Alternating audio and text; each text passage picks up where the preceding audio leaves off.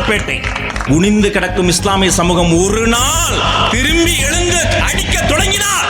நாரே தக்பீர், நாரே தக்பீர், நாரே தக்பீர். எந்த உயிருக்கு ஒரு ஆபத்து வந்தாலும் அந்த உயிருக்காக களத்திற்கு வருகிற இஸ்லாமிய சகோதரர்களுக்கு ஆபத்து வருமானால், ஒரு இஸ்லாமியருக்கு ஒரு இன்னல் வருமானால் 10 தாவேகா தொண்டர்கள் களத்தில் இறங்கி எங்கள் உயிரை கொடுக்க தயார். மண்ணுக்கும் மக்களுக்கும் அச்சுறுத்தலாக இருக்கக்கூடிய இஸ்லாமிய விரோத சட்டங்களை தொடர்ச்சியாக கொண்டு வந்து கொண்டிருக்கக்கூடிய, ஏன் இருக்கிறார்கள் என்றே தெரியாமல் அதிகாரத்தில் டெல்லியில் ஒட்டி கொண்டிருக்கக்கூடிய, துளி கூட மனிதாபிமானமே இல்லாமல் இருக்கக்கூடிய அசக்கார பாஜகவோடு எங்களின் இறுதி மூச்சு வரை இருக்கும் வரை கூட்டணி இல்லை இல்லை இல்லை. ஆண்டுகளுக்கு முன்பு அந்த முதல் பனியனை கருவாக்கிய கடந்த 10 ஆண்டுகளில் ஏதாவது ஒரு இஸ்லாமிய நலன் சார்ந்த ஒரு தீர்ப்பு வந்திருக்கிறதா? அதிகாரத்தின் அத்தனை மட்டத்திலும் அவர்கள் நீக்கமர நிறைந்திருக்கிறார்கள். ஒரு சாரர் அவர்கள் சொல்வது சிக்குண்டு கிடக்கிறது அதிகாரம். இந்த இஸ்லாமிய விரோத வகுப்பு சட்ட திருத்தத்தை திரும்ப பெறவில்லை என்று சொன்னால் உன்னை நாட்டை விட்டே உன் வீட்டுக்கு நிரந்தரமாக திருப்பி அனுப்ப எங்கள் இஸ்லாமிய சகோதரர்கள் தயாராகிவிட்டார்கள் என்பதை குறிக்கொள்கிறோம். பாசிசத்தை வேறறுப்போம். எப்படிப்பட்ட நாட்டில் நாம் நின்று கொண்டிருக்கிறோம்? எது நாடு? பெரும்பான்மை மக்கள் சேர்ந்து ஆட்சி செய்வதா நாடு? சிறுபான்மை மக்களுக்கும் பாதுகாப்பை உத்தரவாதம் செய்வதுதான் நாடு. யார் இந்த சிறுபான்மை மக்கள்? இந்தியாவில் வந்த பெரும்பான்மை பேரிடர்களின் போதெல்லாம் தங்கள் உயிரை குறித்து கவலைப்படாது பேரிடர் நடந்த இடத்திற்கே சென்று உணவை அளித்த, அன்னதான கொடை செய்த கொடையாளர்கள் இந்த இஸ்லாமிய சகோதரர். கண்ணால் கண்ட காட்சி. சிங்கார சென்னை என்று வர்ணிக்கப்படுகிற தமிழகத்தினுடைய தலைநகரத்திலே ஒரு அடுக்கு மாடி குடியிருப்பு சீட்டுக்கட்டை போல சரிந்து மண்ணோடு மண்ணானது. இரவிலே ஓடோடி சென்று நாங்கள் பார்த்துக் கொண்டிருக்கிறோம். செய்வதறியாது தவித்துக் கொண்டிருக்கிறோம். தேசிய பேரிடர் மீட்பு குழுவினர் வந்திருக்கிறார்கள், காவல்துறை நண்பர்கள் இருக்கிறார்கள், யாரோ வந்திருக்கிறார்கள். யாராலும் ஒரு கல்லை கூட அசைக்க முடியவில்லை. மொத்த மாடியும் இடிந்து மண்ணோடு மண்ணாக கிடக்கிறது. திடீரென பேய்மழை ஆரம்பித்து விட்டது. ஒரு பக்கம் மழை, உள்ளே அப்பாவி தொழிலாளர்கள் உள்ளே மாட்டி கிடக்கிறார்கள். அவர்தம் மனைவிகள், அவர்தம் கை குழந்தைகள், பிஞ்சு குழந்தைகள் அங்க அமர்ந்து ஓவன் அழுது கொண்டிருக்கிறார்கள். குழந்தை அந்த அம்மாவிடம் கேட்கிறான், அம்மா அப்பா எங்கே? வந்துருவார்ப்பா. அடகிய விழுங்கி உள்ளே அடக்கி சாதாரண சூழல் நின்று கொண்டிருந்தேன். அப்படிப்பட்ட சூழலிலே திக்கட்டும் திசையிட்டும் இருந்து வந்த கண்ணியமிக்க எத்தனையோ பாதுகாப்பு படை வீரர்கள் கூட மலைத்து போன தருணத்திலே உள்ளே இருப்பவர்களுக்காக கூடி கிடந்த ஆயிரக்கணக்கான மக்களுக்கும் சேர்த்து திடீரென ஒரு வாகனம் வந்தது. வாஞ்சையோடு சொல்கிறேன் சகோதரர்களே, அந்த வாகனத்தில் இருந்து இஸ்லாமிய சகோதரர்கள் இறங்கினார்கள். அவர்கள் யார், என்ன மதம், அவங்க பேர் என்ன, அவங்க அப்பா அம்மா யார், அவங்க அப்பா யார், ஒன்றும் தெரியாது. இறங்கிய வேகத்தில் அங்கிருந்து ஆயிரக்கணக்கான பெருக்குமான உணவை கையில் அளித்து உடனடியாக முதல் கல்லை தூக்கியவர்கள் இந்த இஸ்லாமிய சகோதரர்கள். இவர்களை சிறுபான்மை மக்கள் என்று சொல்வது அறிவீனம். இந்த நாட்டினுடைய பெரும்பான்மை பேரிடர்களின் மீது தங்களுடைய பாசத்தையும் உயிரையும் பணயம் வைத்து அதை மீட்பதற்காக முதல் ஆளாக களத்தில் வந்து நிற்பவர்கள் இந்த இஸ்லாமியர்கள். சில தொலைக்காட்சிகள்ல பத்திரிகையாளர்கள் பேர்ல படித்த மேதாவிகள் என்று தங்களை தாங்களே நினைத்துக் கொள்ள சில விஷயங்கள் பேசுறாங்க. இஸ்லாமியர்களுக்கு ஒண்ணுனா டிவிக்கு ஏன் பேசுது? எந்த உயிருக்கு ஒரு ஆபத்து வந்தாலும் அந்த உயிருக்காக களத்திற்கு வருகிற இஸ்லாமிய சகோதரர்களுக்கு ஆபத்து வருமானால், ஒரு இஸ்லாமியருக்கு ஒரு இன்னல் வருமானால் 10 தாவேகா தொண்டர்கள் களத்தில் இறங்கி எங்கள் உயிரை கொடுக்க தயார். மன்றத்தில் பெரியவர்கள் இருக்காங்க, ஊடகங்கள்ல சில விஷயங்கள் திரித்து போடுவாங்க, சில குழப்பங்கள். இவங்க அவங்களுடைய பி டீம், இவங்க அவங்களுடைய சி டீம். நான் வெள்ளைத்தாளில் கையெழுத்து போட்டு தருகிறேன் பெரியவர்களே, இதயத்தில் கை வைத்து சொல்கிறேன் அன்பானவர்களே, இஸ்லாமிய விரோத சட்டங்களை தொடர்ச்சியாக கொண்டு வந்து கொண்டிருக்கக்கூடிய, மண்ணுக்கும் மக்களுக்கும் அச்சுறுத்தலாக இருக்கக்கூடிய, துளி கூட மனிதாபிமானமே இல்லாமல் இருக்கக்கூடிய, ஏன் இருக்கிறார்கள் என்றே தெரியாமல் அதிகாரத்தில் டெல்லியில் ஒட்டி கொண்டிருக்கக்கூடிய நாசக்கார பாஜகவோடு எங்களின் இறுதி மூச்சு வரை இருக்கும் வரை கூட்டணி இல்லை இல்லை இல்லை. நியமிக்க ஊடகங்களை தயவு செய்து செய்திகளை போடுவதற்கு முன்பு ஒரு முறைக்கு இருமுறை உறுதி செய்து போடுங்கள். எப்படிப்பட்ட மண்ணில் நின்று கொண்டிருக்கிறோம்? உழைப்புக்கு பேர் போன திருப்பூரில் நிற்கிறேன். நான் கேட்கிறேன், இந்த திருப்பூர் கார்மெண்ட் நிறுவனங்களினுடைய கோட்டையாக என்று இருக்கிறது. இதை ஆரம்பித்தது யாருங்க?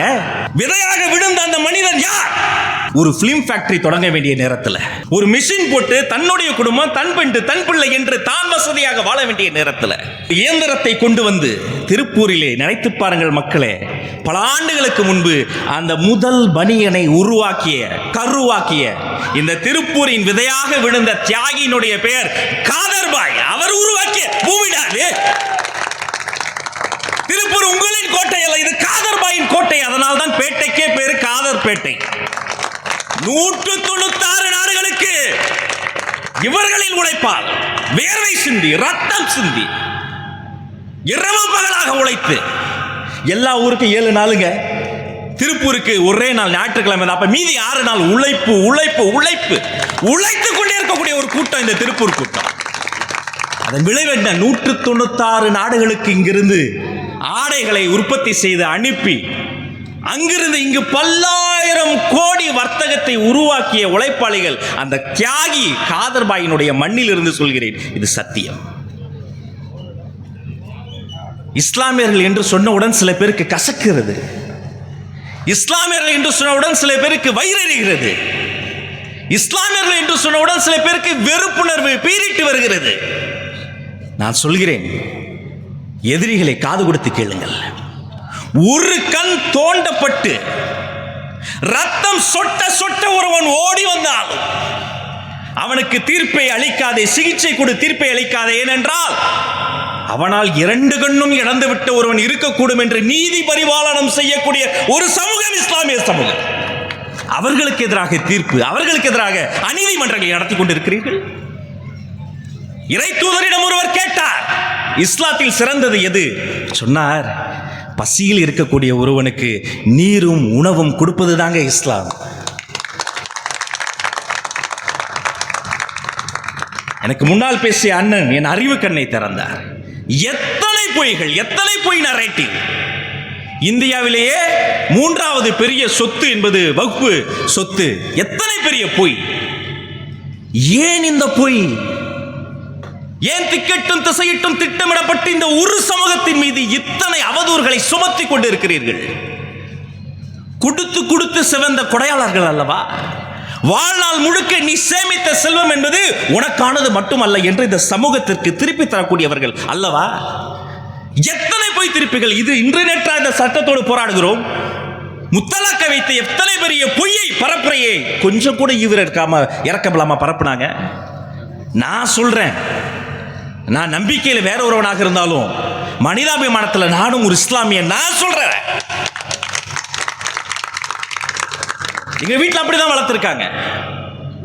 அவங்க வீட்டில் இருந்து வந்த ஒவ்வொரு நல்ல நாளின் போதும் அவங்க வீட்டில் இருந்து வந்த அந்த அரிசி, அந்த சோறு என் ரத்தத்தில் ஓடுகிறது. பிறந்த போது 3 கிலோ எடை இருந்தேன். அப்ப இவ்வளவு பெரிய உருவம் மாறுறது எப்படி?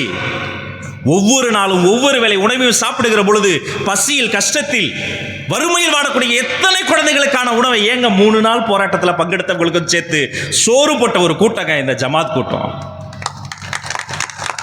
வயிற்றை குறித்து சிந்திக்கக்கூடியவர்கள். அவங்க பெண்களுக்கு, பெண் உரிமைக்கு எதிரானவங்களா? நான் சொல்றேன், ஒரு ஆண் கூட தலாக் சொல்வதற்கு பல்வேறு படிநிலைகள் இருக்கு. அத்தனை சுலபத்தில் சொல்ல முடியாது. உலகம் அறிந்த உண்மை இது.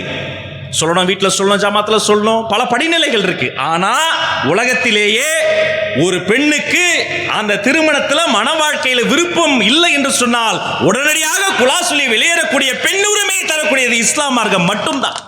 இந்த இஸ்லாமிய பெண்களுக்கு முழுமையான பாதுகாப்பை தரக்கூடியது ஷரியத் சட்டம் மட்டும்தான். அப்ப எத்தனை திட்டமிட்ட பொய் கதைகளை மீண்டும் மீண்டும் பரப்பி இவங்க அவங்களுடைய பி டீம், அவங்களுடைய சி டீம். நாங்கள் எப்போதும் இஸ்லாமியர்களினுடைய A team, A team, A team, அவ்வளவுதான்.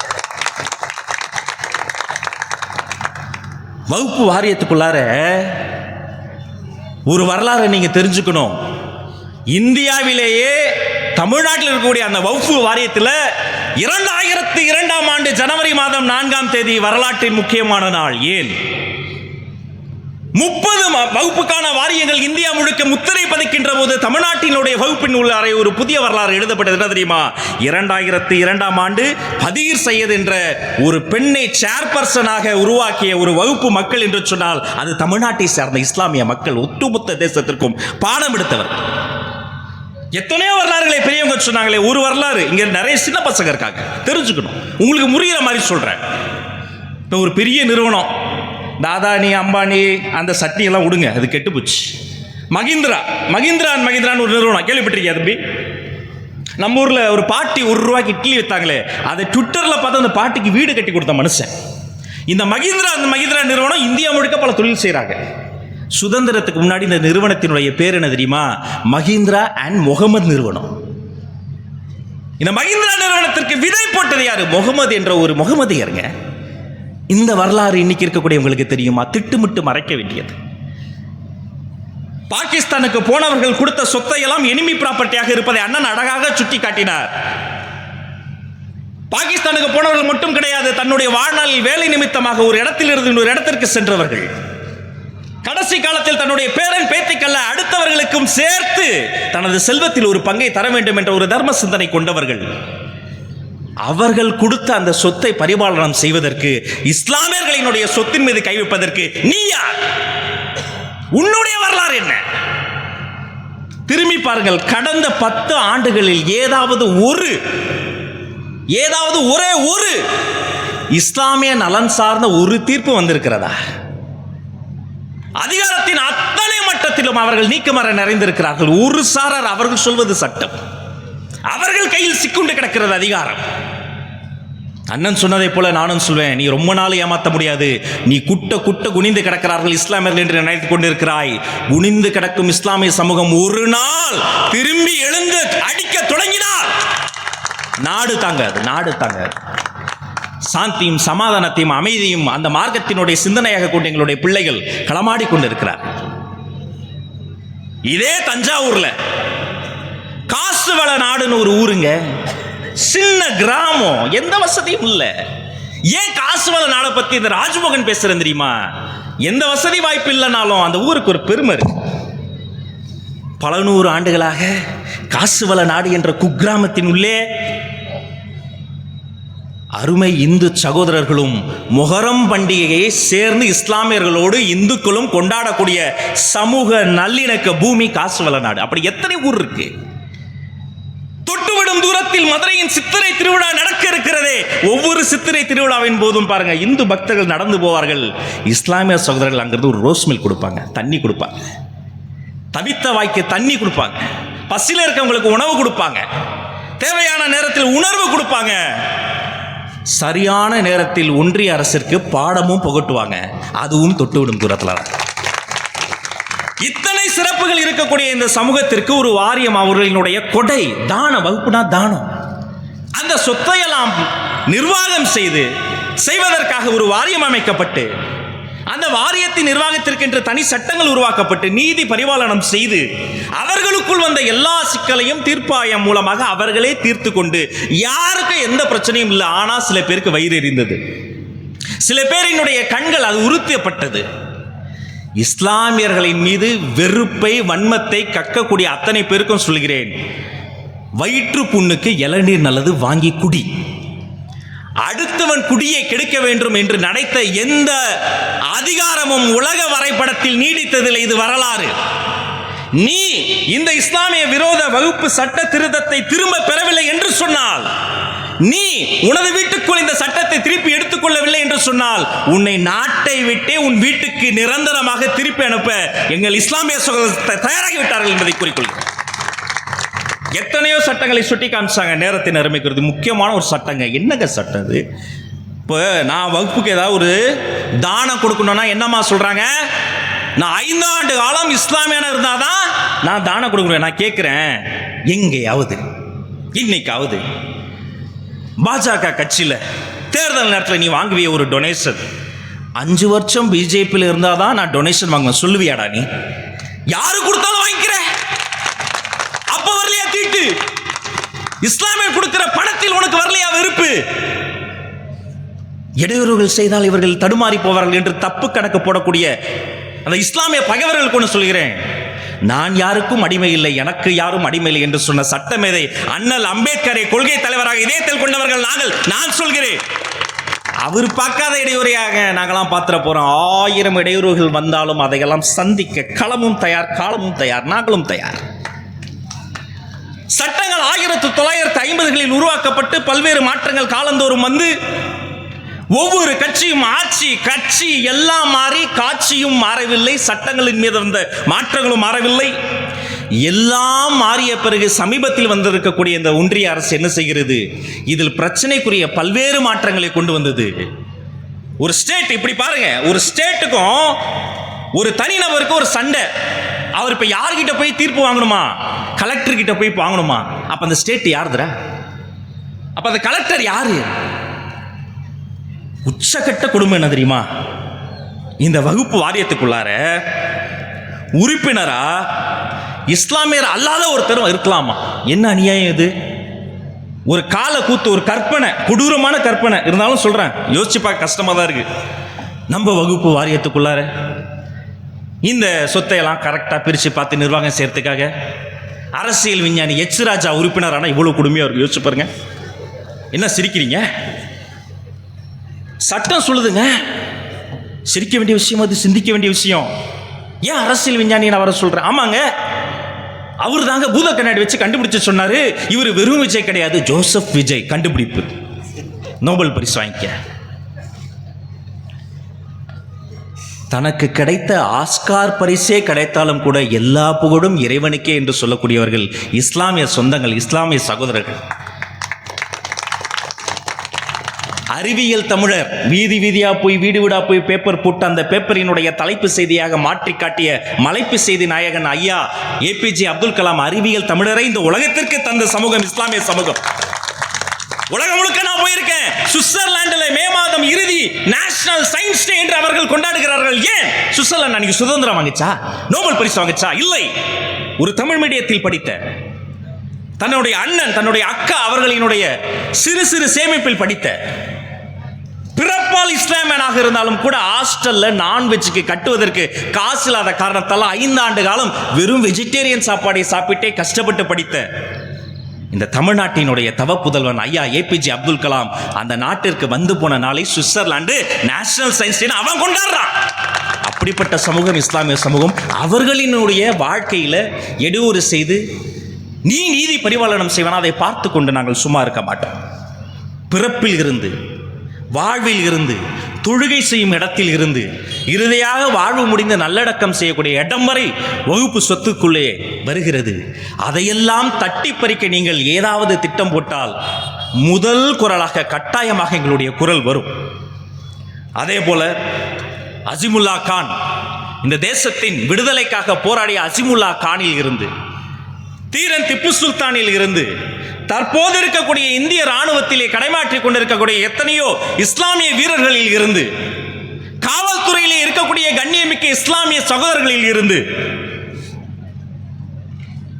குறித்த நேரத்தில் முடிக்க வேண்டும் என்ற கடமை வீரனாக இருக்கக்கூடிய இந்த சகோதரன் வரைக்கும் பொறுப்புணர்ச்சியோடு வாழ்ந்து கொண்டிருக்கிறார்கள் இஸ்லாமிய வீரர்கள். ஆனால் அவர்களை நீங்கள் குறைத்து மதிப்பிட்டு, அவர்களுக்கு இடைஞ்சலை ஏற்படுத்தி, அவர்களை ஏதாவது பண்ணிடலாம் நினைச்சீங்கன்னா, எங்கள் தலைமையை சொல்லி அனுப்பியது 2 செய்தி உறுதியா சொல்லிருங்க. சுப்ரீம் கோர்ட்ல சீஃப் ஜஸ்டிஸ் முன்னாடி நம்முடைய கேஸ் நம்பர் IA 5256/2025 அதை நம்பர் பண்ணி எல்லா பெட்டிஷனுடைய ஐடென்டிட்டியும் ஸ்ட்ரிப் ஆஃப் பண்ணி எல்லா பெட்டிஷனையும் ஒன்றாக்கி நன்றாக்கி, அதில் மிக முக்கியமாக சீனியர் கவுன்சில் அபிஷேக் சிங்வி அவர்களினுடைய அருமையான வாத திறத்தையும் அதை வியந்து இந்த இடைக்கால தடை வந்திருக்கு. இதோடு முடியல. அபிஷேக் சிங்வி மாதிரி சீனியர் கவுன்சில் போடுங்கன்னு எங்கள் வெற்றி தலைவர் சொன்னார். இஸ்லாமியர்களுக்கு ஒன்றுனா களத்தில் குதிங்கன்னு எங்களுக்கு கட்டளையிட்டு இருக்கிறாரு. வகுப்பு திருத்த சட்டம் என்பதை குறித்து எங்களுடைய 1ஆம் ஆண்டு பொதுக்குழு கூட்டம் நடந்தது. 17 தீர்மானங்கள் போட்ட போது முதல் தீர்மானமே இஸ்லாமிய சகோதரர்களுக்கு அச்சுறுத்தலாக இருக்கக்கூடிய வகுப்பு திருத்த சட்டத்தை திரும்ப பெறுன்னு போட சொன்னாரு. இந்த மேடையில் வைத்து என் வெற்றி தலைவரை இதயத்தில் ஏந்தி ஒன்று சொல்லுகிறேன். தொடர்ந்து மனித குல விரோதியாக இருக்கக்கூடிய, தொடர்ச்சியாக அருமை தோழர் பேசும்போது சொன்னாங்க, டெல்லியில் நடந்த ஒரு போலி உண்ணாவிரதம், பல போலி உண்ணாவிரதத்தெல்லாம் பார்த்துட்டு தான் நாங்கள் களமாட வந்திருக்கிறோம். நான் சொல்கிறேன், கடைசி வரை இஸ்லாமியர்களுக்கு எதிராக களமாடக்கூடிய எந்த கட்சியோடும் இறுதி சொட்டு ரத்தம் எங்கள் உடம்பில் இருக்கும் வரை, இறுதி மூச்சு இந்த ராஜ்மோகனுக்கு இருக்கும் வரை, தமிழக வெற்றி கழகத்தினுடைய கடைக்கோடி கடைசி தொண்டன் உயிரோடு இருக்கும் வரை கூட்டணி இல்லை, கூட்டணி இல்லை. உங்களோடு தான் நிற்போம், உங்களுக்காக தான் நிற்போம். பாசிசத்தை வேறறுப்போம். நாரே தக்பீர், நாரே தக்பீர், நாரே தக்பீர். உங்கள் அத்தனை பேருக்கும் நல்லதே நடக்கட்டும், நலமே சொல்லட்டும். வாய்ப்புக்கு நன்றி.